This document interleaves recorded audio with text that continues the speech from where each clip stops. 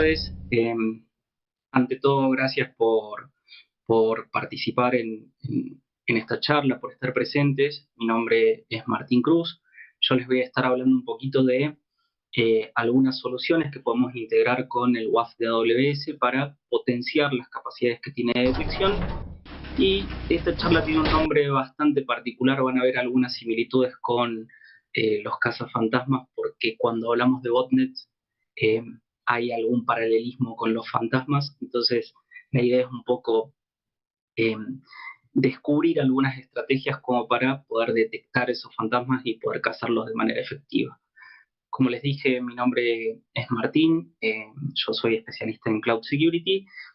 En algún momento tuve participación en algunos otros espacios y charlas, pero ahora, por un tema etario, me dedico a la jardinería como hobby, lo cual es bastante gratificante y sirve un poco para poner la cabeza en pausa y poder explorar estas soluciones como las que les voy a mostrar ahora, eh, y poder dedicarme un poco a la investigación dentro de esto. Eh, Estos son un poco los contenidos que vamos a estar surfeando en esta charla. Vamos a ver, si bien es poco el tiempo que tenemos, vamos a hacer una introducción sobre algunos conceptos básicos. Vamos a ver algunas cosas que están bien y aquellas que están bien pero no tan bien. Recordemos un poco que en términos de seguridad informática, la peor solución es aquella que no se aplica. Vamos a ver un poquito sobre modelado de datos, sobre estándares, sobre los lenguajes propios de dominio.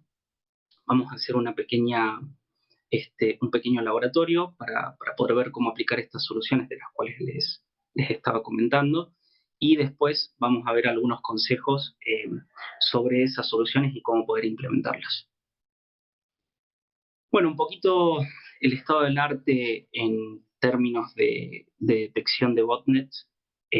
Actualmente, si bien todos hemos pasado en algún momento, todos los que estamos dentro de seguridad informática y también aquellos que no, los que estamos básicamente en el mundo de la tecnología, por algunas situaciones donde sufrimos este tipo de ataques, ¿no? Si bien la detección de estas amenazas evolucionó con el tiempo y hoy por hoy nos es mucho más fácil poder detectar y tener soluciones empaquetadas que se encarguen de esto, las amenazas también van evolucionando con el tiempo y eso hace que se vuelvan un poco difíciles de detectar a medida que van evolucionando, con lo cual las medidas que nosotros utilizamos para protección y detección también tienen que tener una evolución lógica.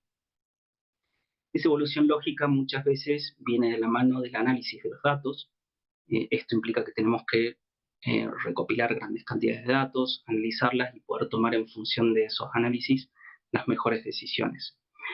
Eh, Como les comentaba, a veces, a pesar de estos avances y de la cantidad de mecanismos con los que nosotros contemos para poder evaluar e implementar las soluciones, se vuelve un verdadero desafío porque las amenazas también evolucionan y eso hace que el panorama sea bastante más complejo, con lo cual a veces las herramientas con las que contamos no son suficientes y tenemos que idear nuestros propios sistemas de detección y de respuesta, también en función del contexto en el que nos encontremos. Recordemos que bots o botnets hay muchísimas de distintos tipos, se encargan de distintas cosas. Un poquito más adelante vamos a ver a qué me refiero cuando les digo esto, porque vamos a analizar un poco de las etapas de detección y algunas fases como la fase del reconocimiento y después la de respuesta.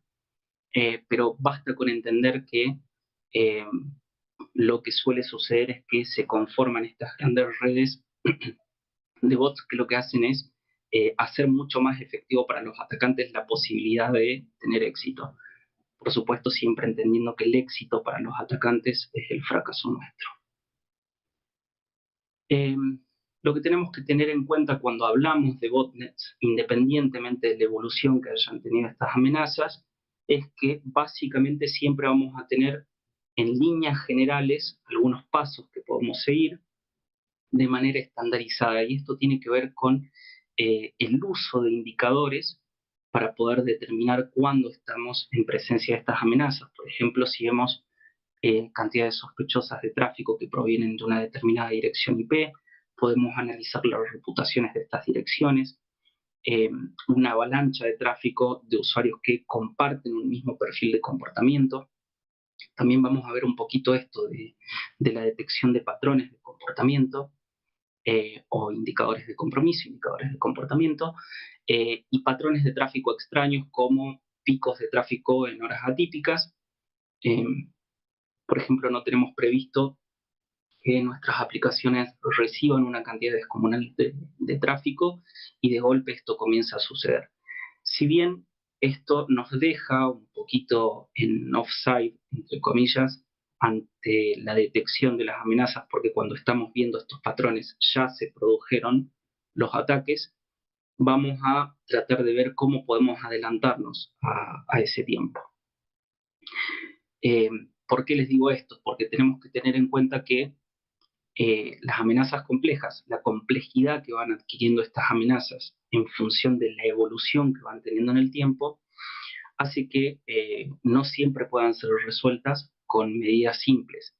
A veces lo que tratamos de hacer es, frente a un ataque, tener una respuesta y nos olvidamos que una vez que recibimos el ataque, ya estamos en un proceso donde tenemos que comenzar a evaluar cuál fue el impacto de ese ataque y tratar de recuperarnos de ese ataque, ¿no?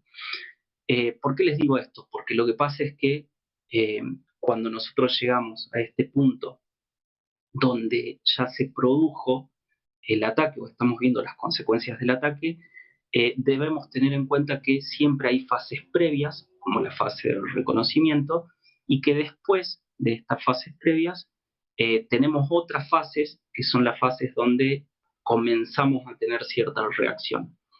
Generalmente lo que pasa es que muchas de las alarmas se disparan entre esto que vemos acá, que representa el ataque en el medio, y la fase de recuperación o aquella en la que comenzamos a tener reacción. Eh, Se estima que estos tiempos pueden estar en el orden de meses, entonces obviamente no hay periodos específicos que podamos tomar como un promedio, pero tengamos en cuenta que eh, esto nos lleva a que estemos atacando un problema complejo solo por sus consecuencias, cuando en realidad podríamos comenzar a detectar ciertos patrones que nos den la pauta, no de que se está produciendo un ataque, sino de que se están buscando los medios con mucha anticipación para poder llevar a cabo cualquier tipo de ataque. Tengamos en cuenta entonces que las alarmas pueden ser preventivas o reactivas. Lo que suele suceder es que nosotros estamos viendo las alarmas, eh, estamos configurando alarmas y estas se están disparando de manera reactiva, es decir, cuando se producen aquellos hechos que después tienen consecuencias negativas. Volvemos con esto del estado de arte y tengamos en cuenta que frente a la complejidad de estos escenarios, lo que pasa también es que aparecen soluciones como si se tratase de una panacea, es decir, aquellas soluciones que nos prometen eh, tomar el toro por las astas y brindarnos cobertura de una forma rápida, fácil, con bajo costo operativo, con bajo costo financiero. Y lo que nos estamos olvidando en estos procesos es que siempre tenemos que tener un mínimo análisis contextual para determinar qué es lo que necesitamos en términos de solución. Muchas veces lo que hacemos es, por ejemplo, utilizando, pongamos por caso, infraestructura como código, desplegar algo que frente a una alarma en un contexto donde ya se produjo un ataque, nos brinda una protección perimetral y esa protección puede terminar siendo, por ejemplo, demasiado restrictiva si levantamos muchas medidas de protección para poder mitigar ese ataque y terminamos penalizando aquello que nos produjo consecuencias negativas por otro lado. Un poquito haciendo un paralelismo entre lo que es el mundo de la tecnología y el mundo en sí, eh, tengamos en cuenta que cuando hablamos en términos de lenguaje, la seguridad informática tiene sus propios lenguajes. ¿Por qué les digo esto? Porque en el ejemplo que les comentaba anteriormente, nosotros confiamos, eh, pongamos por caso, en el despliegue de una solución mediante infraestructura como código y no estamos teniendo en cuenta que lo que estamos haciendo es desplegar una infraestructura que puede ser utilizada en términos de seguridad, pero no estamos hablando del lenguaje de la seguridad. Hay una frase que dice que hasta el inconsciente está estructurado como un lenguaje y tenemos que tener en cuenta que la seguridad tiene sus propios lenguajes y sus propias estructuras. Es acá cuando empezamos a meternos un poco más en profundidad en lo que vamos a ver en esta charla y voy a hacer énfasis en algo que vendría a ser como la estructura, como la lengua de lo que vamos a utilizar después a través de un lenguaje. Sé que esto parece un poco un trabalenguas, pero lo vamos a entender en la medida en que vayamos avanzando. Me voy a detener un poquito en esto que es STIX. STIX es un estándar, un lenguaje que lo que nos permite hacer es intercambiar información sobre amenazas entre organizaciones. ¿Qué quiere decir esto? Que nosotros podemos compartir y a la vez nutrirnos de información de amenazas que están en curso, que estuvieron en curso, y esa amenaza puede ser, esa información, perdón, puede ser bastante detallada, puede contener desde direcciones IP hasta patrones de comportamiento, procesos que se disparan en la cadena en la que se va ejecutando esa amenaza.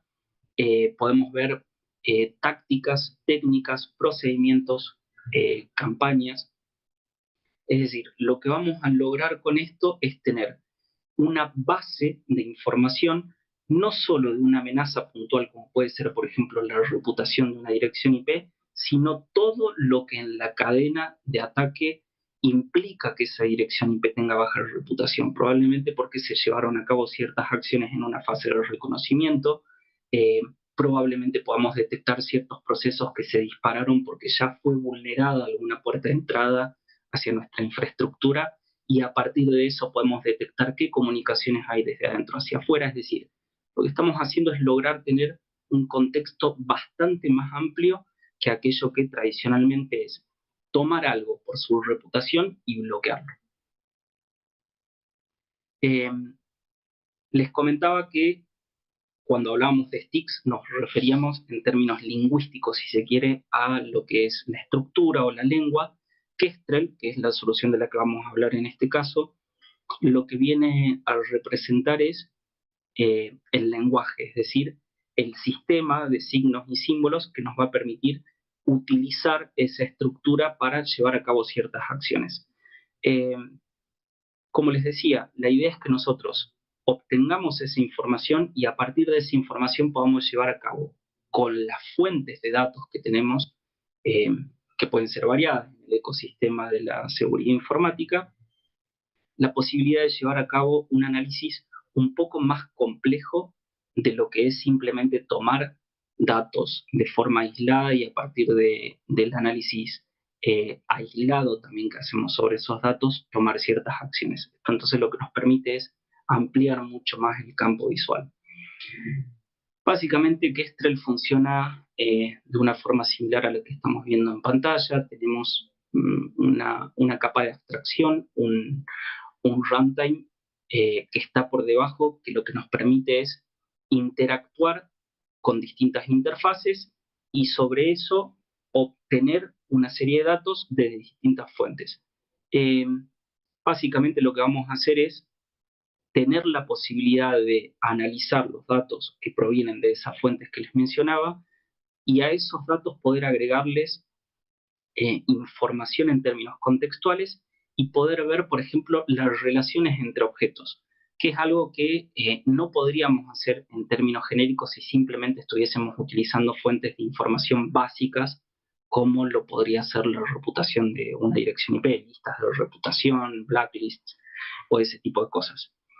Es probable que alguien diga, bueno, yo esto lo puedo hacer con una base de datos y a partir de ahí normalizar datos desde distintas fuentes y cruzarlos. Es cierto, lo que pasa es que acá estamos agregando bastante más complejidad porque ya obtenemos esos datos, es lo que ven acá abajo, podemos obtener datos de distintas fuentes, como por ejemplo un SIEM, y sobre eso empezar a agregar capas de complejidad.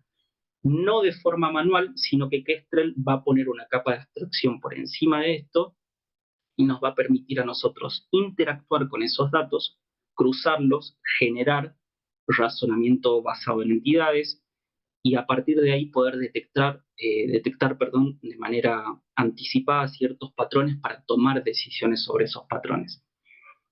Vamos a poder terminar definiendo esquemas de caso de detección de amenazas, como lo que estamos viendo acá, basados en lo que les comentaba anteriormente, en la interacción que hay entre distintas entidades. Vamos a poder definir distintas hipótesis de ataque para poder tomar acción sobre esas hipótesis. La idea es que sobre esto lo que terminamos haciendo es no aplicar una solución restrictiva, anticiparnos en el tiempo, eh, terminar teniendo una visión mucho más amplia de lo que tendríamos basándonos en datos aislados y poder tomar acción antes de que sucedan los ataques o sobre no las consecuencias, sino los indicadores previos a los ataques que van a producir esas consecuencias. Ahora vamos a avanzar con un laboratorio en el cual vamos a ver un poquito más bajado a tierra este concepto de lo que es el razonamiento basado en entidades, cuáles son los datos que podemos obtener a partir de la utilización de Kestrel, cómo nos vamos a alimentar desde distintas fuentes de datos para después cruzarlos, agregar inteligencia, hacer análisis y a partir de ahí obtener datos que nos permitan tomar acciones.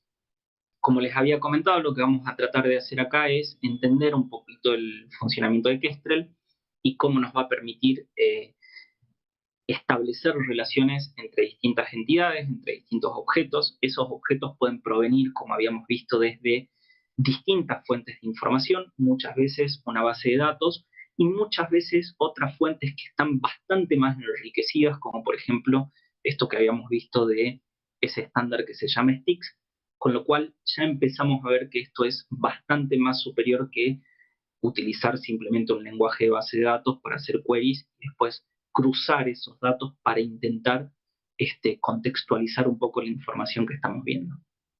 Yo acá lo que voy a hacer es simular un poquito instancias donde los usuarios se loguean y tratar de ver cómo esos logins pueden ser parte de un movimiento lateral dentro de una organización a raíz de algo que se pueda haber producido antes, como por ejemplo una campaña que inició en su momento, esto es tratando de ponerlo en términos de la línea de tiempo que habíamos visto, entendiendo que pudo haber habido una fase de reconocimiento, pudo haber habido una fase de explotación, podemos estar en presencia de un movimiento lateral y podemos adelantarnos a todo esto para poder generar los bloqueos necesarios y que estos sean mucho más específicos de lo que sería, por ejemplo, implementar una lista que sea bastante restrictiva. Acá lo que yo hago es obtener datos de una base.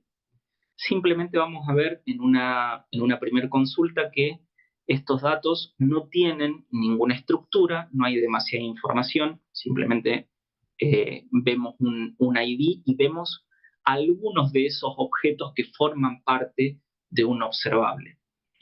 Lo que vamos a hacer es ahondar un poquito dentro de esos objetos, dentro de esos observables, y vamos a tratar de obtener registros de cuentas de usuario que se estuvieron logueando. Una vez que obtenemos esos registros, lo que podemos hacer es buscar el tráfico de red asociado a esos usuarios, ¿sí? Acá podemos ver, por supuesto, estos son datos de prueba, pero podemos ver ya algo más en profundidad, es decir, no solo los intentos de logueo de los usuarios, sino también qué es lo que pasa por detrás cuando suceden esos intentos. Acá estaríamos tratando de analizar lo que pueda determinarse como movimiento lateral. Si bien esto ya es posterior a una fase de reconocimiento y de explotación, la idea es que pueda brindarnos la capacidad de entender el contexto en el que estamos llevando a cabo las búsquedas. Como les decía, estamos viendo el tráfico de red y ahora lo que vamos a tratar de hacer en función de ese tráfico es aplicar un tipo de análisis un poco más complejo para detectar anomalías con un enfoque semi-supervisado. Entonces lo que hacemos es tratar de definir la relación entre dos entidades. Una es el tipo de proceso o cómo catalogamos un proceso de autenticación de un usuario y los usuarios mismos. ¿Qué quiero decir con esto? Que como el enfoque es semisupervisado, lo que nosotros hacemos es proveerle a Kestrel una muestra de eventos que son legítimos y una muestra de eventos que no sabemos qué son, pero que queremos descubrir si son legítimos o no. Estos eventos que vemos acá son los que vamos a tratar de, a través de un análisis enriquecido, identificar para poder ponerlos del lado de los eventos legítimos o poder determinar si son eventos maliciosos y decidir en función de esa identificación, a través de este enfoque semisupervisado, qué es lo que hacemos con esos eventos. Yo ahora lo que hago es seguir relacionando estas entidades. Ahora lo que hago sobre estos eventos es cruzar otro tipo de datos para obtener IDs, que era lo que habíamos hecho en un primer término, obtener los IDs de los eventos. Después fuimos ahondando sobre esos eventos y ahora lo que hacemos es cruzar esta información. Y acá lo que puedo hacer es, después de obtener distintos tipos de datos, con esas tres fuentes de datos, aplicar lo que les decía, esto del enfoque semisupervisado para poder identificar dónde hay tráfico malicioso o dónde hay intentos de autenticación que pueden ser considerados maliciosos. Como ven acá, yo lo que estoy haciendo es utilizar un container que tiene dentro de sí los scripts necesarios para analizar los datos y le estoy pasando todos los datos desde Kestrel a ese container y ese container me está devolviendo el análisis. Como ven acá, obtengo como resultado lo que había pasado como muestra de intentos legítimos, pero también en una búsqueda rápida podemos ver que algunos eventos son detectados como maliciosos, que antes eran eventos desconocidos. O sea, teníamos los eventos legítimos y eventos desconocidos. Ahora, haciendo un tipo de analítica un poco más profunda, podemos detectar cuáles de esos eventos desconocidos son benignos y cuáles son maliciosos. Ahora lo que voy a hacer es cruzar esa data, por ejemplo, la dirección IP de alguno de esos eventos maliciosos, con otras fuentes de información, eh, como lo podría ser una fuente STIX, ¿sí? Esa fuente STIX lo que tiene es datos sobre campañas. Yo lo que hago básicamente es pasar el dato de la dirección IP que fue identificada como maliciosa a los datos. Lo que voy a hacer es cruzar, digamos, pasar esa información al bundle de sticks para poder detectar si hay algo eh, que me permita hacer un análisis un poco más profundo. Vemos que sí, esto proviene de otra fuente y lo que hace es demostrarme que hubieron intentos de logueo. Ya estoy cruzando tres fuentes de datos distintas. Lo que voy a hacer ahora es aplicar un poco más de contexto a ese análisis y determinar de dónde proviene ese IP y cuál es la reputación que puede tener. Puedo profundizar aún más el análisis con otra fuente de datos STIX y ver cuál fue el tráfico a nivel de red que tuvo en mi organización esa dirección IP. Puedo ver origen, destino, fecha de inicio, fecha de fin de cada uno de los flujos. Puedo seguir aplicando más inteligencia sobre esto y, por ejemplo, agregar dimensiones al análisis para determinar si las comunicaciones que hay desde o hacia esa dirección IP pueden ser definidas como alguna estrategia de beaconing, si parte desde mi organización, si puede haber algún indicador que pueda darme la pauta de que se están filtrando datos hacia esa dirección IP. Todo esto agregándole distintas dimensiones. Puedo seguir incluso con un análisis inteligente que me permita, por ejemplo, identificar desde dónde vienen específicamente las requests que parten de esa dirección IP.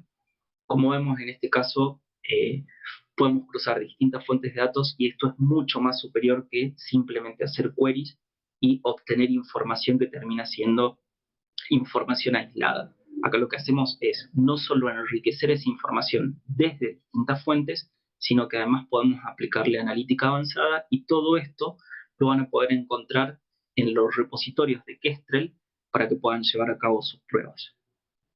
Ya pasamos el laboratorio, vimos cuáles son las posibilidades que nos brinda Kestrel y por qué podemos ampliar el contexto de análisis, no solo basándonos en las posibilidades que nos brinda Kestrel, utilizando distintas fuentes de datos, sino también en la estructura que nos provee Stix como una forma de poder obtener datos de distintas fuentes y normalizarlos, en cierto modo.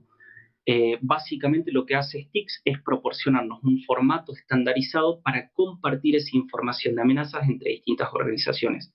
Nosotros podemos detectar de manera previa una campaña, ese set de datos lo podemos compartir con otras organizaciones, podemos recibir a su vez los datos desde otras fuentes y poder utilizarlos nosotros para llevar a cabo nuestros propios análisis y tomar acciones de manera preventiva, aunque no hayamos detectado ningún tipo de actividad asociada con esas campañas. Esto lo que hace es brindarnos una suerte de acción preventiva, de acción previa, adelantada en el tiempo, y además lo que nos aseguramos es que ese adelantamiento en el tiempo no penaliza en términos de terminar implementando soluciones demasiado restrictivas y que además penalicen por el lado de performance o por el lado de falsos positivos. Lo que estamos viendo en pantalla es una solución propuesta, por ejemplo, para proveer de listas de bloqueo al WAF de AWS, y a esto lo podemos comparar con lo que vimos en el laboratorio y vemos que el nivel de análisis a través de Kestrel es mucho más elevado, mucho más complejo, gracias a la capa de abstracción que tiene. Para nosotros como ejecutantes de ese análisis es mucho más simple, es fácil de automatizar y podemos obtener listas basadas en un contexto mucho más amplio y más enriquecido de lo que podemos ver en una solución estándar que terminaríamos desplegando, por ejemplo, con infraestructura como código, muchas veces no de base, sino cuando estamos recibiendo un ataque, lo que podría resultar en bloqueos indeseados. Entonces, Kestrel lo que termina haciendo es proveernos la posibilidad de mejorar la capacidad de detección de amenazas. Hablamos de Kestrel, hablamos de Stix como la lengua, Kestrel el lenguaje. Tengamos en cuenta que uno de los medios para poder intercambiar esa información puede ser, por ejemplo, OpenCTI, que es una plataforma que nos va a ayudar a condensar esa información y poder compartirla con distintas organizaciones y a la vez recibir de esas organizaciones, que era algo que ya habíamos hablado un par de diapositivas más atrás, poder compartir esa información para nosotros poder generar algunos bloqueos de manera preventiva, y que esto no termine penalizando por el lado de performance al generar un bloqueo que pueda ser demasiado restrictivo o aumentar el número de falsos positivos. Entonces, la idea es poder compartir información relevante y que esa información ya esté masticada previamente para que las acciones que tomemos siempre sean las más acertadas. Haciendo un poco una síntesis de lo que vimos en esta charla, tenemos que tener en cuenta que no existen soluciones únicas para problemas que son diversos, no podemos confiar en una única solución, en una única metodología, como si fuese algo demasiado abarcativo, sino que tenemos que tener en cuenta que las soluciones para problemas complejos suelen tener cierta complejidad. Tenemos que tener en cuenta también que la mayoría de las soluciones siempre se piensan en base a las consecuencias, es decir, terminamos tratando de tomar soluciones cuando ya se produjeron los eventos que generan las consecuencias que nos llevan a querer tomar las medidas que son necesarias y que podríamos haber tomado antes, también anticipándonos a cualquier tipo de evento. Como decía Sun Tzu en un libro que se llama El arte de la guerra, no hay mejor defensa que un buen ataque. Si bien en el caso de Blue Teams, lo que nosotros tratamos de hacer es generar mejores mecanismos de defensa y que estos mecanismos puedan evolucionar, muchas veces no podemos atacar, pero lo que sí podemos hacer con todas estas herramientas, que son las que estuvimos viendo y muchas otras más, eh, es entender en toda su complejidad esos ataques, lo que sería equivalente a estar atacando nosotros, es decir, defendernos con mentalidad de atacantes. Eso fue todo, espero que hayan disfrutado esta charla, espero que los datos que pueden llevarse acá les sirvan y no se olviden, manténganse seguros y libres de botnets. Gracias.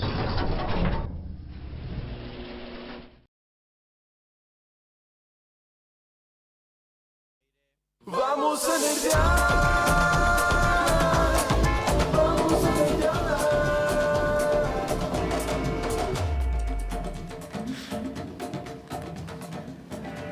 Bueno, excelente la charla, muy muy buena. Ya lo tenemos en vivo a Martín. A ver, ¿me escuchás, Martín? ¿Cómo estás? Te escucho perfecto. ¿Cómo están? Buenísimo, todo bien por acá. Gracias por el aguante. A vos por sumarte. Vamos a hacer algunas de las preguntas que tenemos anotadas, mientras tenemos al Dumpster Fire ahí mirándonos fijamente. Empezamos con una tranqui. ¿Cuál es la diferencia quizás entre una botnet y un ataque dirigido? Pueden ser exactamente lo mismo. Si querés verlo en términos un poquito más filosóficos, la botnet sería el medio para un ataque dirigido. No necesariamente, pero podría una botnet formar parte de un ataque dirigido y no siempre los ataques llevados a cabo por botnets serían dirigidos. ¿Qué quiere decir esto? Que a veces las botnets se emplean con fines que son el poder descubrir cuáles serían los mejores mecanismos para llevar a cabo los ataques dirigidos. La idea de todo esto que estuvimos hablando, si bien es un poco difícil meter tanta data en poco tiempo, es que nosotros podamos tener los mecanismos para detectar, más allá de si se trata de un ataque dirigido o no, cuál es el comportamiento de estas botnets, independientemente de cuál sea el medio que utilicen y cuál sea el fin por el cual están llevando a cabo sus procedimientos, ¿no? Vieron que existe un montón de data de la que podemos nutrirnos para prevenir ataques. La idea es que nosotros entendamos con todo esto cómo se genera esa data y que usemos esos mecanismos con los cuales se genera esa data que es útil en términos de seguridad para nosotros generar la propia y poder compartirla, ¿no? Claro, genial. Acá tenemos una pregunta de Leandro que nos dice, ¿podríamos usar entonces Kestrel para mapear posibles ataques que nos estén haciendo alguna de nuestras plataformas? Absolutamente. De hecho, no solamente con ese fin, sino también que podés utilizar Kestrel para empezar a entender cuáles son los comportamientos que pueden derivar en ataques. Eso sería lo ideal. Y no solamente puede utilizarse de manera automatizada para generar data que sea de interés en términos de seguridad, sino que también lo podés utilizar vos de forma manual, digamos, usar esa capa de abstracción e interactuar con Kestrel para que Kestrel a su vez interactúe con los datos para poder entender patrones de comportamiento, para poder crear tus propios flujos de caza, se llaman así, hunt flows, de esa manera entender cuándo se están produciendo ataques, cuándo no, cuándo se están llevando a cabo estos mecanismos o fases que después terminan derivando en ataques, sean o no llevados a cabo por botnets, vayan a transformarse o no en ataques efectivos.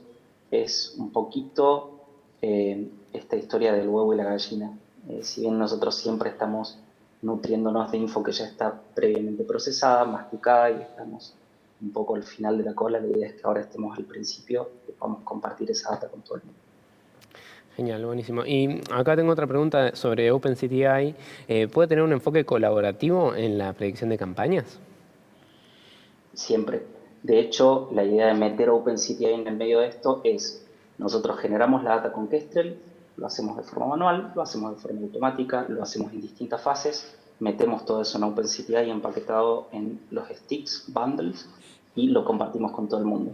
En lugar de esperar que alguien lo esté haciendo por nosotros pagarle y ya suficiente gastamos en usar soluciones que son privativas, entonces con esto lo que hacemos es abrir un poco el juego, generar nuestra data y esa inteligencia compartirla con la comunidad. Excelente, buenísimo. La verdad que la charla nos trajo recuerdos de un montón de botnets históricas. Acá Edu estaba rememorando, no sé si Edu querés, a ver, tirame tu top 3 botnets históricas. Bueno, es una buena pregunta porque me gustó una que infectaba los routers y todo lo IoT, que siempre... Me encanta que el IoT siempre despunta por sus características de seguridad. Así que siento que todas las cosas que estén en mi casa, una luz como es, inteligente, Claro. un picaporte inteligente, todo va a ser usado Todo en mi contra. vulnerable. Y el mundo es la tostadora que me ataca. Estábamos recordando en una época, no sé si tanto de botnet, pero los virus que se infectaban por atrás de las redes, tipo la Love You o cosas que te entraban a la LAN y te destruían todo, pero creo que sí, me quedo con botnet de micro, que están todos lados andando todo el tiempo. Vos, Martín, ¿cuál es el que más te copa de todos los que ha habido? Me copan todas. Creo que la que menos me copa es la que termina en nada, que suele haber mucho de eso, pero con esto vos podés descubrir cuándo también hay un poquito de eso, ¿no? Como que se van camuflando, van haciendo distintas cosas, hacen que vos pongas la mirada en un lado cuando por otro lado esté explotando todo. Qué sé yo, son geniales. Ahí está el paralelismo con los fantasmas. Me gustan mucho los cazafantasmas. Claro. Y nada, viste que es como que al principio nadie les cree y están ahí jugando como medio en cualquiera y al final terminan salvando el mundo. Bueno, Claro. en lugar de que alguien salve el mundo por nosotros, lo podemos hacer nosotros mismos y compartir eso con la comunidad, que es la idea de todo esto, ¿no? Genial, buenísimo. Bueno, Martín, muchísimas gracias entonces por sumarte, por usar este tiempo para poder responder las preguntas. Y los que están del otro lado, quédense ahí, que ya seguimos.